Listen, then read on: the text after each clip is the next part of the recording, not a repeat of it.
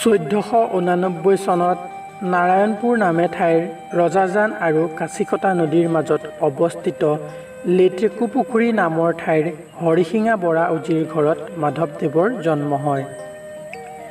মাধৱদেৱৰ পিতৃৰ নাম গোবিন্দগিৰি আৰু মাতৃৰ নাম মনোৰমা আৰু ককায়েকৰ নাম দামোদৰ আৰু ভনীয়েকৰ নাম আছিল উৰ্বশী।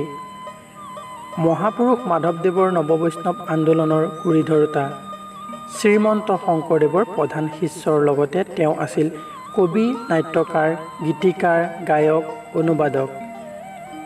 মাধৱদেৱে তেওঁৰ শিক্ষা জীৱন আৰম্ভণি বান্দুকাত ৰাজেন্দ্ৰ অধ্যাপকৰ তলত আৰম্ভ কৰিছিল। অতি কম সময়ত তেওঁ ভাগৱত পুৰাণ, সংস্কৃত জ্ঞান আহৰণ কৰিছিল। মাধৱদেৱৰ সৃষ্টিৰাজিৰ ভিতৰত নামঘোষা, ভক্তিৰত্নাৱলী মাধৱদেৱৰ অনুপম সৃষ্টি। ইয়াৰ উপৰি বৰগীত, তেজৰে কমলাপতি উল্লেখনীয় বৰগীত।